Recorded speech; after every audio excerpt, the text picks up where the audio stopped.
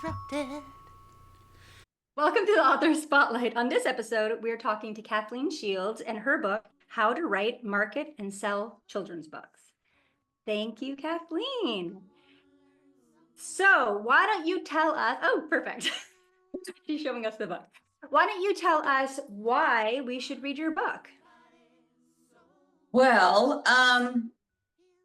when I first tiptoed into the publishing industry 24 years ago, I was as green as a four-leaf clover. I'm very Irish. And I took a lot of classes. I read a lot of blogs, a lot of newsletters, a lot of books. And they were very helpful for somebody who's completely new and green to the situation, but they didn't teach you everything. They didn't go and delve deep into various aspects of the things that, you really needed to know. And then the other thing that I noticed, especially in a lot of the classes that I took, was the fact that they're really focusing towards adult books. I say adult books. I'm a children's book author, so there's children and adults. I know novels, memoirs, historical fiction, all sorts of different adult type books. Those are easy to sell because you know exactly who you are selling to, who your genre is. They have their own money. When you're writing for children, you're writing for children, marketing to parents and teachers and homeschoolers and librarians. And I mean, it's endless. And so that was one thing that I wanted to teach authors because I meet a lot of them. I go to so many different book festivals and things like that, I'm always talking to them and I'm always hearing these absolute horrible horror stories, which we'll get to in a little bit. But the one thing that I really wanted to do was when people come out with children's books, they think it's so easy that you'll write a children's book, publish it, make $1 million and be able to retire. And it's not like that, unfortunately. And so when I wrote my book, How to Write, Market, and Sell Children's Books, I wrote it specifically for children's books. Like one of the things that they say is put together a website and collect email addresses for your newsletter and stuff like that. Well, that's all good and great if your readers are adults and they're going to continue on that journey, that reading journey for the rest of their life, say 50, 60 years. It's quite another if you're collecting email addresses of parents of a second grader, because by the time they get into fourth grade, they're not reading picture books any longer. And so they end up subscribing and you have to start over again. And so when I wrote my book, it is 460 pages long. I had no idea it was going to be this long. I figured it would be like this little teeny tiny thing, just like a children's book. But unfortunately, it just kept growing and growing and growing and growing. And so that's why I'm here, because I want to educate people that it's not that easy, that there's a lot to it. There's a lot that you have to think about in regards to writing it, as well as marketing it. So. Yeah, that's great. I was going to say, so you wrote a blog post on the Book Interrupted blog under Creative's Corner, and I read through it, and I just the blog with all the categories, it made me really think it's people going into it. It helps them with all those pitfalls, like not knowing like how you find an illustrator, like all the little things, like the dark side of the publishing industry, which I've heard. Even one of our members on Book Interrupted, she had a blog that went viral and they were turning into a book. And once she got into that machine, she was like, oh, I don't even want to write a book anymore after a year of it. Like right. By the time, and she had written the book. She was like, I don't even want to, I'm done. So, because that's what happened to me when my very first book was published in the year 2000, 24 years ago. It was a young adult trilogy. And I was so happy to be able to hold my little book baby in my hands. But the marketing of it, the getting it out there, people love the story, but just getting it in front of the people was a true challenge. And I just got so many doors closed in my face that it was just ridiculous. So it put a sour taste in my mouth and I didn't want to do it again. Jump ahead 12 years, I decided, let's do children's books. Why not? I completely forgot everything I learned in 2000. But I did. I started doing children's books. And over the course of the last dozen years, I have been fine tuning it from 1 book to 2 books to 3 books, 12 books in the series, chapter books for my tween readers. I've learned so much about the industry, how much it's changed. And when I started in 2011, 2012, all the traditional publishers were telling me, oh, we're retooling to go ebook. And I'm like, for children's books, you electronic? So there was that. I was like, dexterity, being able to turn pages. I mean, that's important stuff also. And of course, that didn't actually happen. They were wrong, just like a lot of the things that they do these days. They're kind of wrong.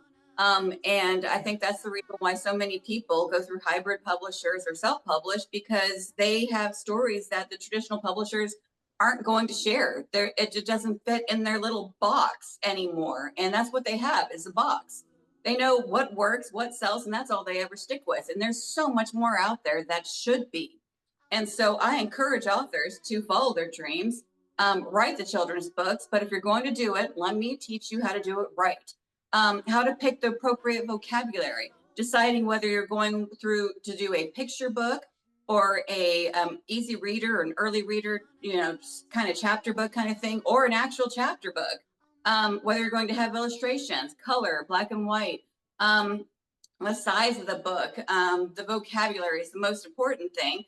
Whether you're writing for that particular age group or not. I mean, you don't want to use big words for a second grader because they don't know the big words yet. There's so many different things that you have to take into consideration. And then, of course, there's working with your illustrators, how to do it, how to spot a scam, how to use those illustrations to make, say, from a picture book to a coloring book. Let's go ahead and market for both. Let's do both. Have people have options with your first book. Why not have two? How to gather reviews, how to contact schools, how to do school visits, how to do your public sales etiquette. There's just so many different things. Your branding. And then, of course, the most important thing that I have in this book is the dark side of publishing, because there is discrimination. Mm-hmm. There's so many different scams. There's so many different things that you have to take into consideration that other authors just won't say because, well, it's negative. But instead of it being just negative, I'm educating and inspiring. So just because there are people out there trying to scam you doesn't mean that you shouldn't continue to go forward, be smart, use your intuition, make very good educated decisions, and don't let yourself get scammed, because you're going to continue to following your dreams and you're going to succeed. So that's me. Wow, I love it. And you mentioned you have you have another book coming. Is that what you mentioned before? Yes. So I have a couple of things that I have coming up. Why don't we do a little, tell us about that book. Okay, so I like to write inspirational stuff as well. I've been working with an amazing author. His name is Preston Mitchum. Of course, he wasn't an author when I met him. I was like, oh, you're amazing. Okay, so he lost his father. And he started posting these little inspirational messages, positive thoughts, positive vibes on Facebook once every Friday. And after a while following him, I'm like, you need to write a book. Mm-hmm. And he laughed at me. It was hilarious. And so I'm like, no, really, you need to write a book. And after a while, I decided I'm a graphic designer. So I created a book cover for him with his title and his name on it. And I gave it to him and he's like, oh, wow. And so kind of the lights started going off. And so the long story short, he has come out with Positive Vibes. There's three adult inspirationals. There's a tween, a chapter book, an inspirational for tweens, and there's even a picture book. We're putting together a 365-day devotional. I just love everything that he's doing. And I've even written my own Positive Vibes Dogs, PAWS.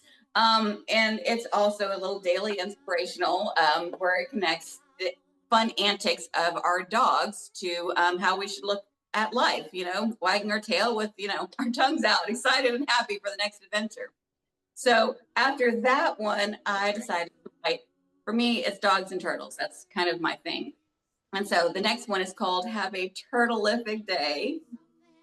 It's adorable. And so I've written these, little inspirational messages for turtle lovers that basically say in this fast-paced world, it's easy to get caught up in the rush, constantly moving and from one task to the next with a little time to pause and just be. So sometimes the most valuable thing we can do is slow down and take what I like to call turtle time. Take a moment to step back, breathe deep, and simply exist in the present. And so that's like one of the little messages in there. And I've got probably 180 messages in my first book. So have a turtleific day. I love puns and dad jokes. So that's why I write for children. And so that'll be coming out really. Perfect. And then I'm also working on a 5-book series for tweens called, well, I'm still playing with the title, The Immortal Explorer. She is a 12-year-old girl. She has all sorts of knowledge because she's been around for thousands of years. Her best friend's a dragon, and she likes to open up magical portals and explore different realms. So it's a lot of fun. And I love the fact that every single realm that she goes to, well, maybe not every single one, they technically connect to books. So if the reader has read any of the books, they might recognize what book it might be from. So it's not the actual story, but it's a side story, because there's always somebody who's affected by the knights and the evil sorcerer that are fighting against each other. There's just somebody over here in the countryside whose house gets blown up. So there's always side stories. There's always a story out there that isn't actually written into a book. Most books are written about the most important people, the kings and the princes and the princesses, the knights, but they're not really written about the common people. And I think that's where self-publishing kind of came to be. People have a lot of stories. Everybody's got a story to tell. And so it's important to write stories that kind of show that you don't have to be a pop star. You don't have to be, the best musician to be able to have a wonderful story and to put it out there. So I think it's really good for kids to have that, because I think that making it something like, especially princesses and queens, like they actually can't be them. Right. Because they have to be born into that. Exactly. So it's good to make the hero, like the hero's journey, a regular kid being the hero of the story, because I think it's more relatable to children. Yeah, anyway, that's what I was great. thinking. Thank you. And my daughter loves my 12-year-old. She loves fantasies. She loves like that magic and all that kind of stuff. So that sounds right up her alley. Yeah. Well, I try to avoid magic a lot. I'm basically putting together a play with alchemy. So she knows her own kind of alchemy. And if you put a bunch of these magical tokens together, you can create something new and exciting. It's all about educating yourself, figuring out what's there, and using it to help yourself or help others. So I'm having a lot of fun writing it. It's been a true journey. So like one of the side stories in the book is she wants to go up to Giant World, which is in the clouds, and the only way to really get there is through a beanstalk. Well, there are no more magic seeds, so she has to actually start a garden and do some splicing and grafting and creating her own plant that'll actually grow up to the clouds, so that way she can get there. So I've just had fun with it. I've been able to rethink the process and have it be somewhat more relatable. So it'll be interesting how long it takes me to put together 5 books, 5 longer books. I was going to ask you, how long does it typically take you? You have 12 books right now, right? Did you say 12? I have 12 books of the Hamilton Trolls series. I have multiple chapter books. I have Christian fiction trilogy. I actually have 40 published books. And wow, a lot more in the works. So I have another picture book that I'm looking for an illustrator for. I have Turtleific Day that'll be coming out soon. I can't stop writing. It's a problem. It's not a problem. But I do have fun with it. I let my imagination soar. That's great. Any final thoughts for our listeners? Okay, so final thoughts. I knew when I was 8 years old that I wanted to write. I wrote my very first when I was 10 years old. One of the next books that I wrote that was published, I was 12. It didn't get published when I was 12. It's been highly edited since then. But the point is that I always kind of knew what my talent was going to be.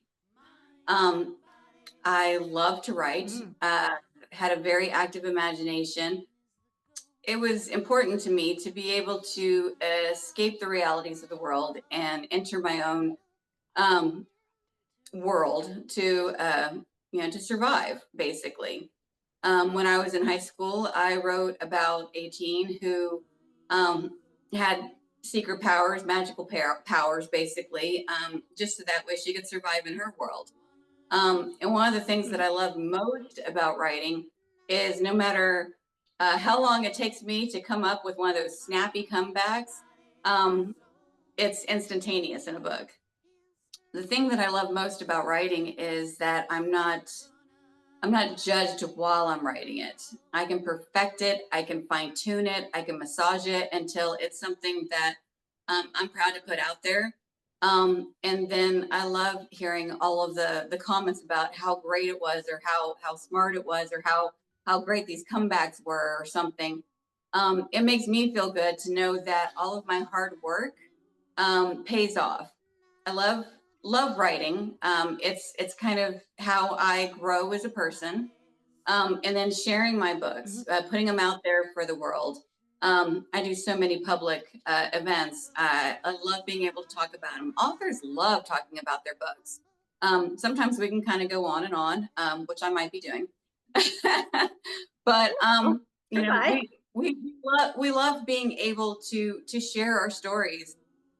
So one of the things that I always like to say is, even if the author that you meet sitting at a craft show or a church bazaar or on the side of the road or wherever, even if it's not a genre that you read, doesn't mean that the person who is presenting it is not interesting.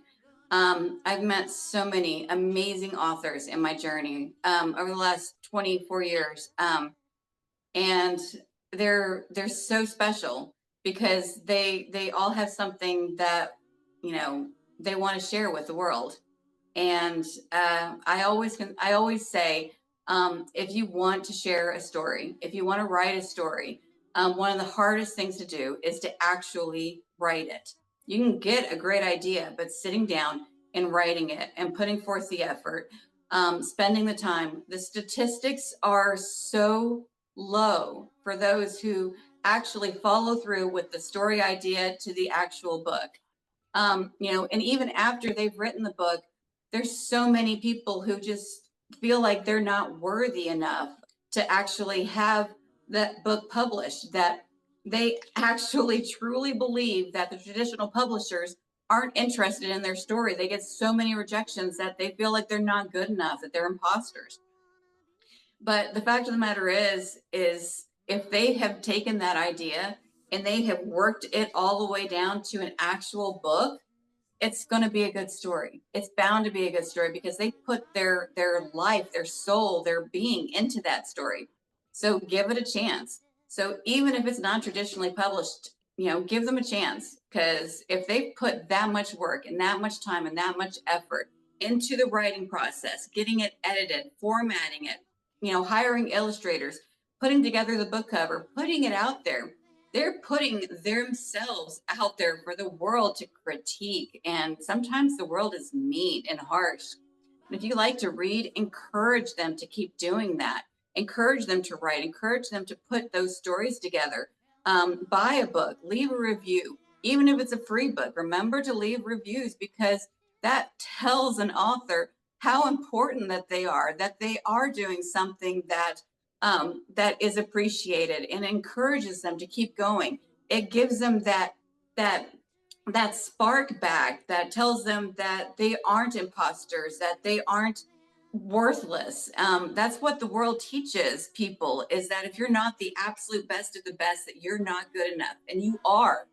So keep writing, put it out there, write another one, put another one out there, go out into the public, fine tune your sales pitch, be proud of your work, because you have accomplished something that 97% of the world wants to do and won't. So when you want to write a book, when you want to put together a children's book, educate yourself, learn about it, learn about everything, how to write it, how to find an illustrator, how to put together the graphics, how to do the proper marketing, how to get the reviews, and how to avoid scammers, because there's so many of them out there. It's so horrible. And just be smart and follow your dreams. And that's the most important thing that you can do. That's what God wants you to do, is follow your dreams, use your talent, and share it with others. So I guess that's about it. That's so great. Thank you. That's amazing. That was a great inspirational message for all the soon-to-be, hopefully, authors that are listening right now. Okay, so listeners, if you would like to pick up Kathleen Shields' book, her book is How to Write, Market, and Sell Children's Books. You can find it on the Book Interrupted website at www.bookinterrupted.com/shop, and it's under the author's spotlight. Or you can also find it on our blog, and you can click on the blog and it'll have all the information on there as well, or in the show notes below. Okay, thanks so much, Kathleen. I really appreciate you being on the show and being such an inspiration to future authors. That's so great. Thank you so much. Thank you so much, Sarah. I really appreciate you giving us the time and giving us the opportunity to put our information out there. It's a real blessing. So thank you. Thank you. If you've enjoyed these video highlights, listen to the full episode on our YouTube channel or wherever you get your podcasts. Remember to like and subscribe and ring that bell to be notified when new episodes are published. Find out more by going to www.bookinterrupted.com. And we're gonna talk it out on Book Interrupted.